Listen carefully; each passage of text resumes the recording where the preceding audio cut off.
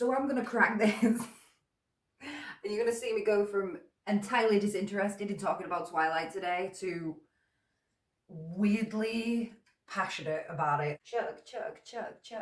Oh, it's horrible. We got the Misfortune top on today. Just call me Misfortune because today we're going to be talking about Eclipse by Stephanie Meyer. Eclipse is really where the love triangle in Twilight peaks. After this, the dynamic shifts a lot. When I was younger, I really enjoyed Twilight, the first book, Twilight. New Moon, I enjoyed because I liked the dynamic between Bella and Jacob. And even reading over it this time, I do still really enjoy that dynamic. This was kind of where I fell off, and I had the same experience this time. Eclipse takes a really long time to get nowhere. And the same can be said of Breaking Dawn, but Breaking Dawn is like twice the fucking size of this, bro. So you can imagine how much of a slog that is. And I've finished Breaking Dawn exactly twice in my life, not for lack of trying. The first time was the first time, and the second time was this time in order to do these reviews. So if anybody's watching this, please appreciate the sacrifice that I made for no particular reason, just because I decided I wanted to. And I'll start telling you what I had to say about Eclipse. I actually like the preface of Eclipse the best out of all the prefaces in the Twilight saga so far. It's short and sweet, which, you know, a preface is meant to be a teaser of what's to come, so making it too long is always a bad move. It's got a lot of mystery to it, which, because of the way that Stephanie Meyer structures her massively long sentences, she's not usually good at mystery, so that's nice. The idea that we get from it is that everybody that we care about in the narrative so far is somehow in danger, creates a lot of tension and makes us want to read on to see what is to come and to make sure that they are all safe in the end. So congratulations, Steph, you've got me in the preface. You've got me in the first half a page that you wrote. Let's see how it continues. Chapter 1 actually starts really good. Jacob sends Bella this letter. Apparently she's sent him one before and this is his response. Jacob struggles a lot with how to respond to Bella. We can kind of infer that she said that she misses him and she wants to talk. And Jake eventually settles on, yeah, I miss you too a lot, doesn't change anything, sorry, Jacob. Which on its own would have been okay. It's, you know, a little bit silly, all things considered. But Jacob is allowed to have his feelings, and if he wants to separate himself from Bella, who he feels is a toxic influence in his life, then so be it. However, Jacob didn't just send that part of the letter. Jacob sent the letter with all the bits that he'd scribbled out still on there. So there's all these really aggressive things that he's saying that he's crossed out just with a line, so they're still very legible. And when he gets to the end, he's like, you know what, just send it as is. Just let her read all these thoughts that I've crossed out, so clearly I don't want her to know, but then send her anyway, with her clearly being able to read them. I thought this was a trick of the narrative. You know, we see Jacob's process of writing the letter, and maybe Bella only gets the small note that he decides on at the end.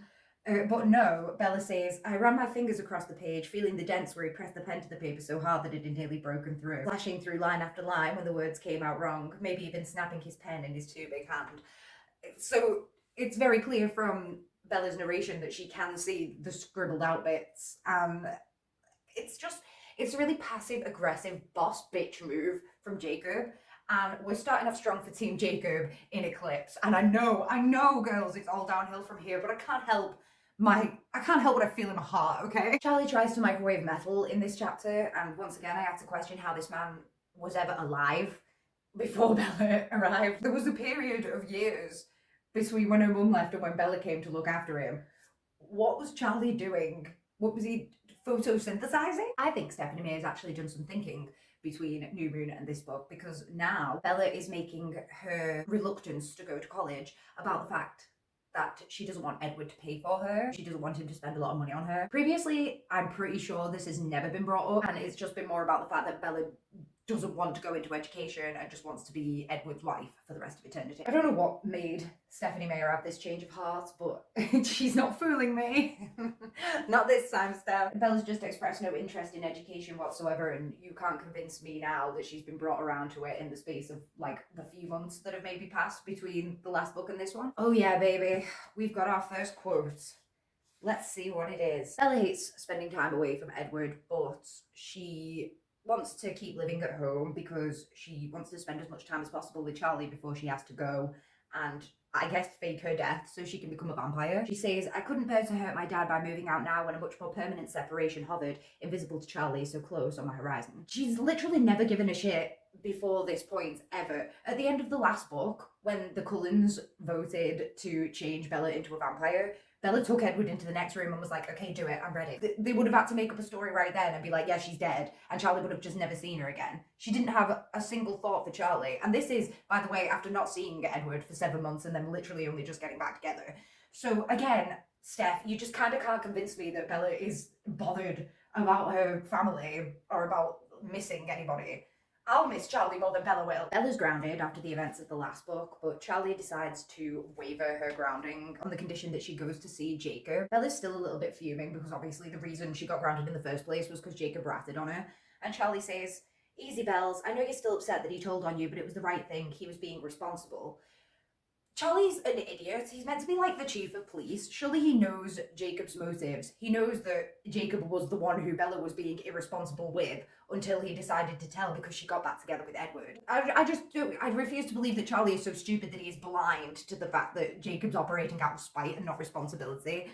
And just because it got him the I guess the result that he wants, Charlie's choosing to turn a blind eye to the blatant delinquency of his daughter's best friend. It's clear favoritism, in my opinion, and I won't stand for it. We return to school.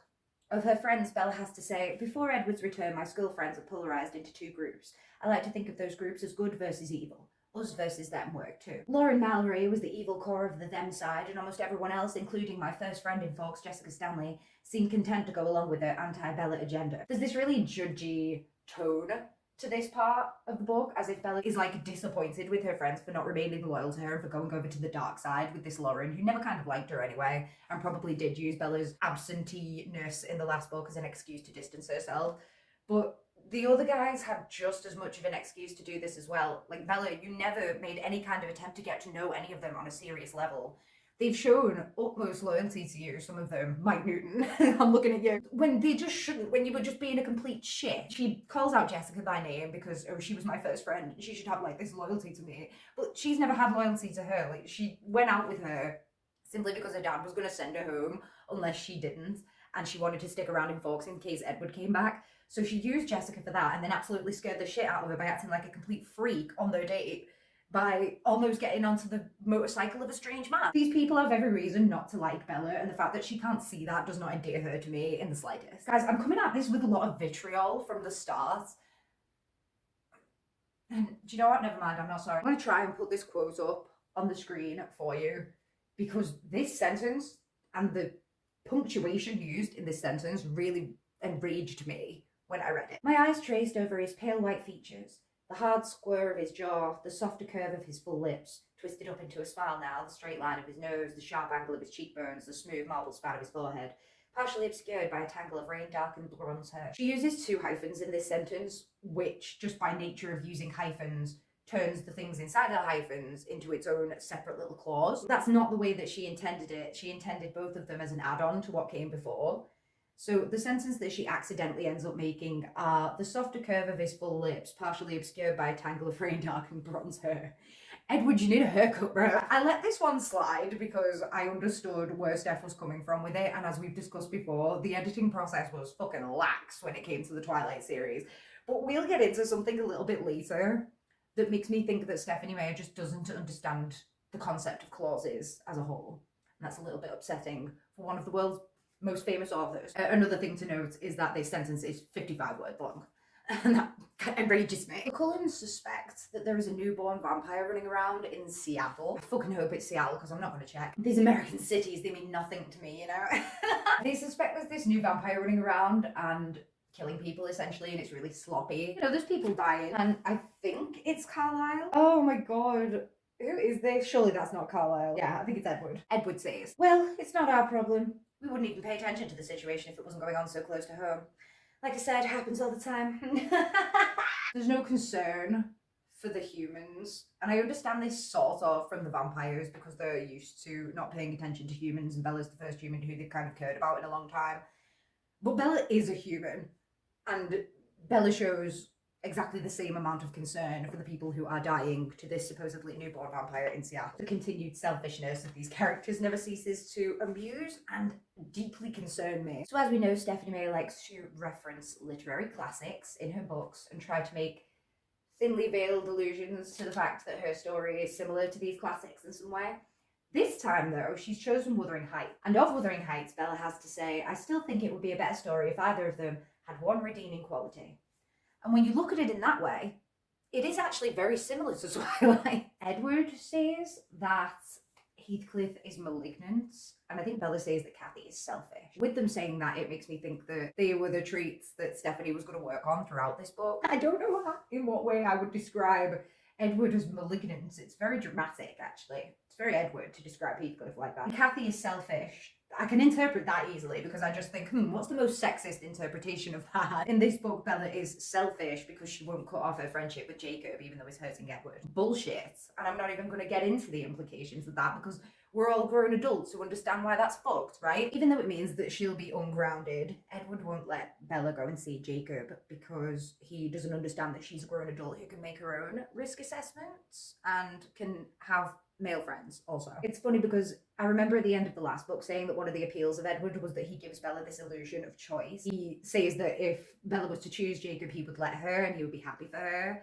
But then at the beginning of the next book, he turns around and won't let her go and see him. He doesn't actually give her that agency that he promised. And as a younger person, I didn't understand that there was this clear difference between what Edward said and the things that he did. But now as an adult, I can obviously see that disparity and it does come across as manipulative, but because I know that that's not the way Stephanie Meyer intentioned it, that's not the way I'm going to read it. Bella says, I'm not going along with that, I have to see Jacob. And Edward says, then I'll have to stop you.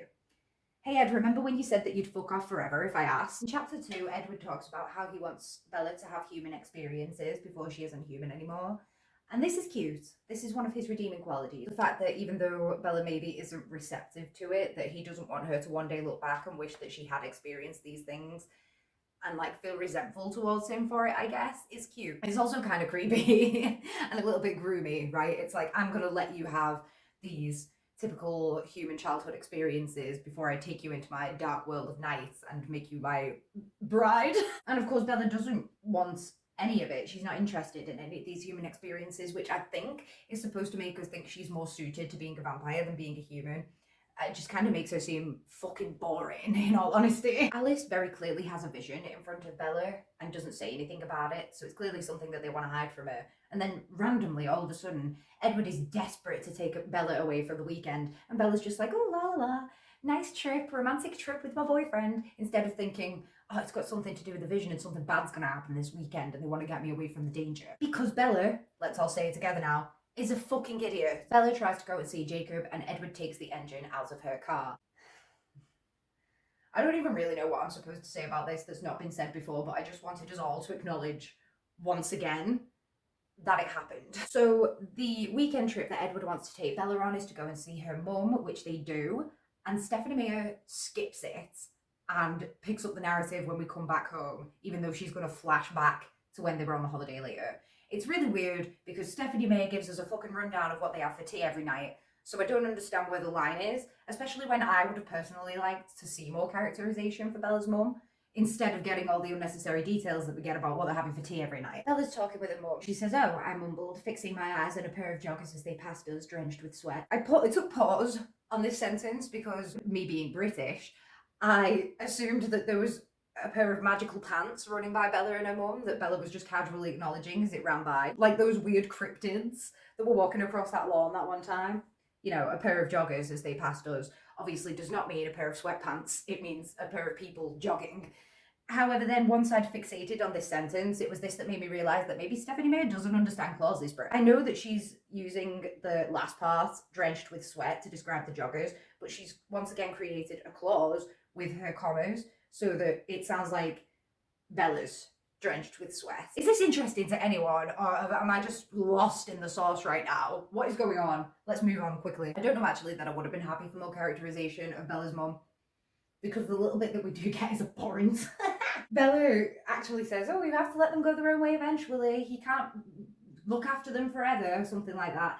And it's meant to be funny, because it's like role reversed and Bella's the mum in the relationship, but actually that's just really, really sad, and that's not a dynamic that anybody wants to be in. And then it's implied that when Bella's mum goes on dates, Bella has to remind her to take condoms and give her the safe sex talk, like multiple times, not just once in their lives. Just make any of it make sense to me, please. I would love to know if that is actually a thing that has ever happened. Please. Guys, comment down below if you've ever had to give your mum the sex talk. So I haven't read Midnight Sun, but I've been led to understand that in Midnight Sun, Edward says that he can't really hear Charlie's thoughts. It's like a radio with like really bad signals, so it's all staticky and it's more of like a feeling that he gets from him. Honestly, I do think that this is a really hard retcon, and the evidence for it is all throughout the Twilight saga in the fact that Edward, the things that he says about Charlie when he listens to Charlie's mind, they're not just vague things about the way that he's feeling. Like, he's not like, oh, he's angry because his thoughts are loud, you know what I mean?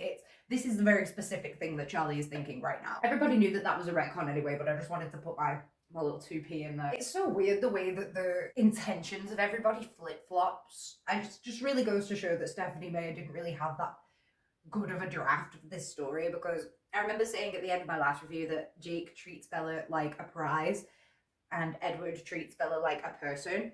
But now at the beginning of this book, Edward's back to treating Bella like a child and Jake's treating her like a person who deserves to know things. Edward keeps Bella in the dark about so much, like she's this precious little darling that we have to protect from harsh information lest she crumble to dust. And I think that I respect and always have liked a lot the fact that it really felt like Jacob and Bella were equals when they interacted with each other, rather than this kind of weird parent-child dynamic. However, that does start to shift in this book, because I think Stephanie did have an idea of where she wanted to take Jacob's storyline.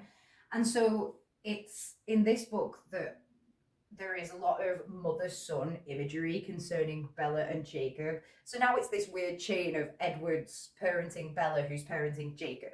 Let me show you an example. Jacob's being cheeky to Edward, and Bella glared at him, and he smiled back impishly like a kid caught doing something he knows he shouldn't by someone he knows won't punish him. That's this imagery of Bella being this doting mother and Jacob being this spoiled child, and it continues throughout this narrative. And we all know where Jacob's story ends up. Oh God, we're gonna have to say it. Him and Bella's child are in love, okay? And that's the reason that he's so drawn to Bella. And I think that maybe she knew that that's where it was going already, or maybe there was the seed of that idea in Stephanie's head now. But I think that's where all of that imagery comes from in this book, because before this point, Bella and Jacob were more on an even level than Bella and Edward. Everything just goes so downhill in this book, you don't understand. That's why I've got the misfortunes hop on, because it's everything. It just goes wrong from here, and I know that Breaking Dawn's coming up, and I could cry. We get back from the trip, and Edward admits to Bella that he wanted to get her away from Fawkes because Victoria was still sniffing around, and Bella is appalled and shocked, unlike the rest of us. In chapter 4, Bella thinks about her humanity and says it seemed dangerous to be human, just begging for trouble. Someone like me shouldn't be human. Someone with my luck ought to be a little less helpless. Yeah, Bella, I agree with you, but I don't think you should get turned into a vampire to help you. I think you should have been picked off by natural selection by now. Edward wants to swap Bella becoming a vampire with them getting married, and he wants that to happen beforehand. He spends this entire chapter, and possibly the entire beginning of the book, bribing and manipulating Bella into marrying him, which just by saying it aloud, all of us can see why that's a huge issue. I'm not getting into it. We all know what's wrong with that. We all know it's fucked, and that's the end of it. We're not going into any big rants on this one. We're not doing it. We're not doing it. I don't have time for that. We've got enough to get through. ECLIPSE is massive. I usually split my notes in half, and for ECLIPSE, I'm going to have to probably do it in 4 big chunks, because I've already been recording for half an hour and I'm on chapter 4. Bella reveals to us in this chapter that when she's separated from Edward, even for a night, the nightmares come back, and she has like separation anxiety now because of the time that he left her. And it's pathetic, okay? I'm not gonna lie, it is pathetic, and it's funny. It reads like a fucking meme. All of Bella's problems would be solved by being a vampire because she wouldn't have to sleep anymore, so she wouldn't have nightmares. Chapter 4 is the famous Magnets monologue. Let's get into it. For some reason, impending mania perhaps. Been there, Bella, been there. This really irritated me. Why couldn't they just play nice? She's talking about 2 magnets on the fridge, by the way. Stupid with stubbornness, I kept shoving them together as if I was expecting them to suddenly give up. I could have flipped one over, but that felt like losing. Finally, exasperated at myself more than the magnets, I pulled them from the fridge and held them together with my 2 hands. It took a little effort. They were strong enough to put up a fight, but I forced them to coexist side by side. See, I said out loud, talking to inanimate objects, never a good sign. That's not so horrible, is it? I stood there like an idiot for a second, not quite able to admit that I wasn't having any lasting effect against scientific principles, and then with a sigh I put the magnets back on the fridge a foot apart. There's no need to be so inflexible, I muttered. This, in case anybody hadn't figured it out already, is a really, really forced metaphor for the way Bella feels about Edward and Jacob. And it's not as cute, quirky, or funny as Stephanie Meyer thinks it is. Chapter 5 was when I finally realised why exactly Bella is a shit feminist. And there are many, many reasons. There are many, many things that can account to it, but I think the main thing for me is that she is so passive in her own story. She just kind of gets floated about throughout the entire thing and told what to do. She literally gets carried by everybody in the narrative, including other women. And even the choices that she does eventually end up making, she usually is sacrificing herself for somebody else or for somebody else's cause, or it's a stupid and wrong decision. So the narrative doesn't really big her up for making that own decision, and so that's not very feminist either. Bella's been harping on for the entire first half of this book about how she doesn't want to get old. And as much as I can understand not wanting to be with a teenager when you're in your 20s, I'm sick of hearing about it. So maybe she could just shut up and not talk about it for a couple of paragraphs. It's in this chapter that Jake explains imprinting. The way that Bella understands it at first is kind of as a love at first sight deal. And Bella, interestingly, says she doesn't believe in love at first sight. Really hypocritical coming from the girl who decided she was in love with the dude after she'd had 2 conversations with him where he was really mean to her. I think that Maya wanted Bella to come across as intellectual and realistic by saying she didn't believe in love at first sight, but it doesn't matter whether she believes in it or not, she partook in it. So she comes across as stupid. Bella learns that Sam and Emily are imprinted, which essentially means that they're each other's soulmates, okay? And wolves just know when they meet their soulmate. Bella says Sam and Emily were utterly right together, 2 puzzle pieces shaped for each other exactly. And I can take Bella's word for that all I want, but I've seen no evidence of that in the text whatsoever, apart from the way that Bella describes them looking at each other. Which, if you look at the way any new couple looks at each other, you could think that they were going to be together forever, but that's not necessarily the case, my guy. Soulmates are boring in Twilight. I've gone into it before. There's just not a lot of appeal for me in if I were to live in the universe of Twilight. One day I would just find my soulmate and I'd be like, oh, it's my soulmate. And then we'd just be together forever. And it wouldn't be because he's got this set of skills that's very similar to mine or that's exactly opposite to mine so that we balance each other out. We don't end wars or cause earthquakes when we get together.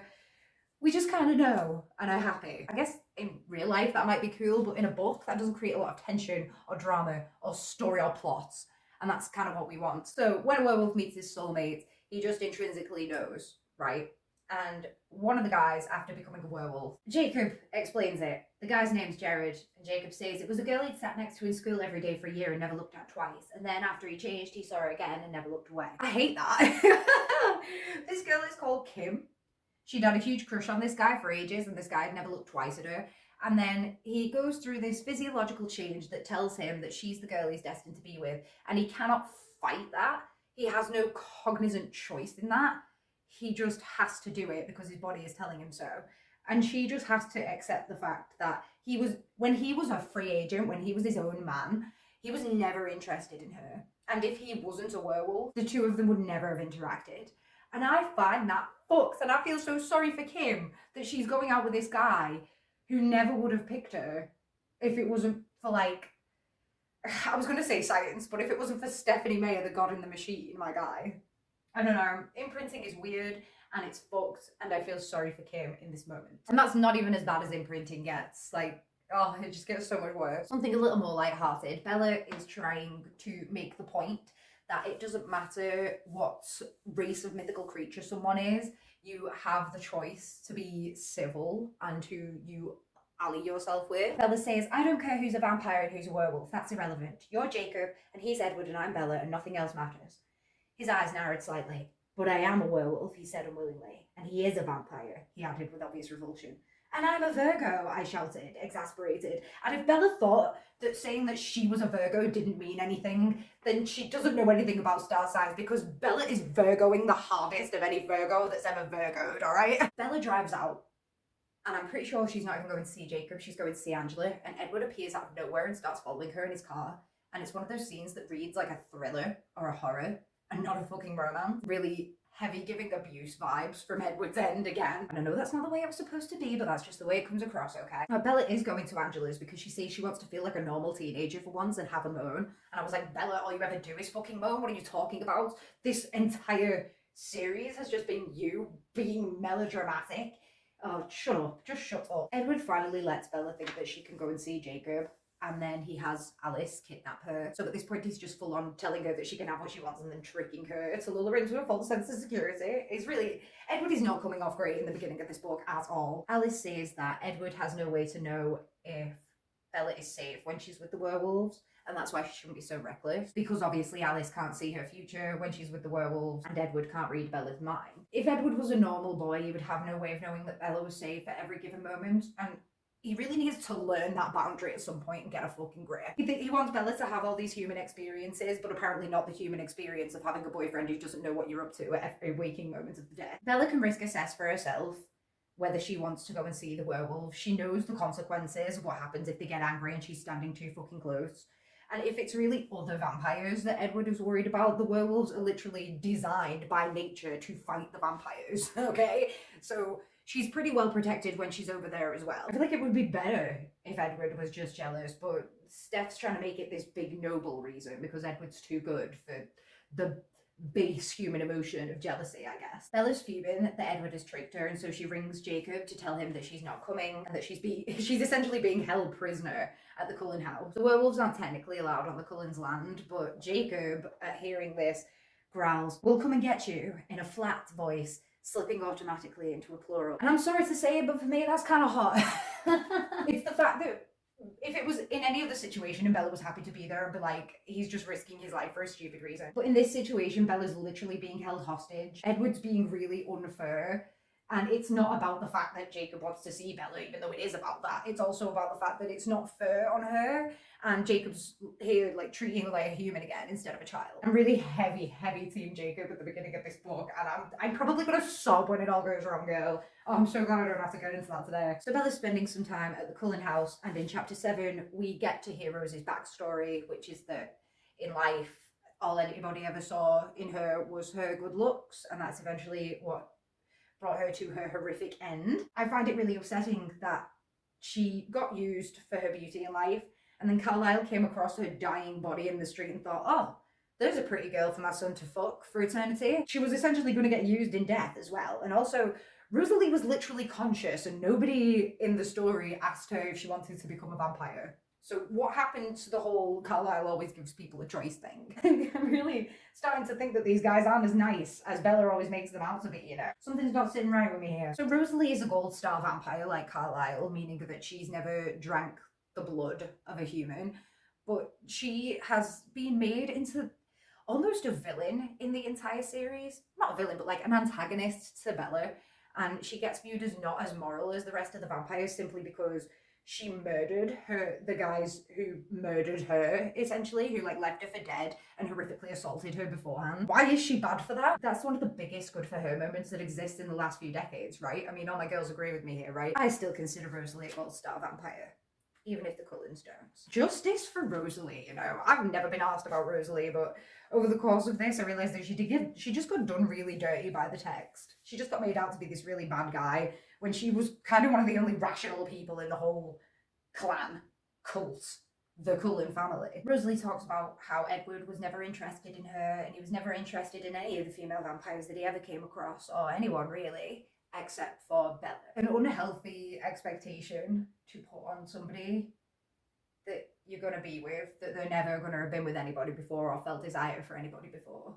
It's an unhealthy expectation for young girls to have in the context of this being a book. And it's unhealthy for Bella because essentially what she's unwittingly done is entered into a relationship with a 100-year-old incel. Rosalie begs Bella to reconsider her choice to become a vampire. She says, don't you see, Bella? You already have everything. You have a whole life ahead of you, everything I want, and you're going to just throw it away.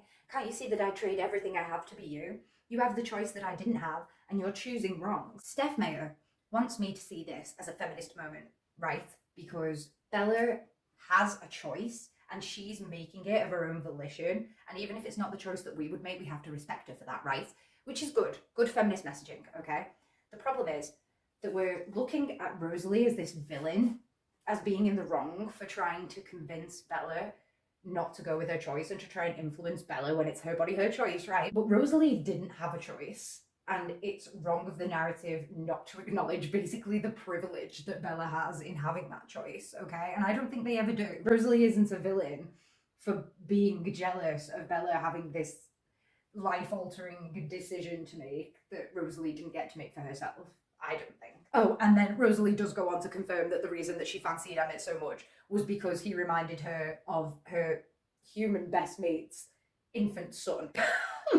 So I was right, and I fucking told you, and that's fucking weird. Why are so many people in love with babies in this series? What is going on? What is... I just remind everybody that Stephanie Meyer did not have to write that. She didn't, even if that was her little headcanon, she didn't have to put it into the world. It could have just stayed between her ears. Bella goes to school, and this happens. She talks to Mike Newton. Mike's question was cut short as a loud growling roar erupted from behind us in the parking lot. Everyone on the sidewalk turned to look, staring in disbelief as the noisy black motorcycle screeched to a stop on the edge of the concrete, the engine still snarling. Jacob waved to me urgently. "Run, Bella," he yelled over the engine's roar. In my notes I've written, "OMG, I'm Team Jacob right now, for fuck's sake." And I don't think that's a surprise to anybody who's got to this point in this video right now, because I've been vehemently Team Jacob from the start, but I think that the entire time I've had that image of him pulling up in the motorcycle in the back of my mind, right? I've always had these strong, independent feelings in me. I've never wanted anybody to be in control of me or tell me what to do, and so Edward's behaviour at the beginning of this book has never been appealing to me. And just Jacob's willingness to treat Bella like an adult or an equal in comparison to the way that Edward is treating her is just, it's just a better option, isn't it? And I struggle to see anybody who's going to defend Edward in this moment, right? Bella does another funny at the end of this chapter. Jake says, "I remembered what you said about the psychic leech not being able to predict what I'm going to do. I'm glad you didn't think of this. She wouldn't have let you go to school. That's why I didn't consider it," Bella says. Say, Bella can be funny. I had my doubts at the beginning, but that random post on that one Twilight forum on Facebook, maybe you had a point. Maybe you had a point that one time, my guy.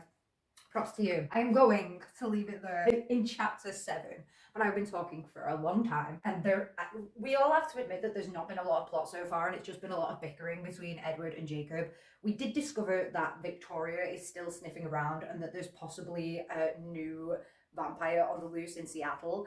The two haven't been connected yet, as we all know they're going to be, and nobody seems particularly concerned. And we are still in chapter 7, firmly Team Jacob, so we'll see at what point that begins to shift, because we all know it will. And that's kind of it. So thanks for listening. If you have, I appreciate it, and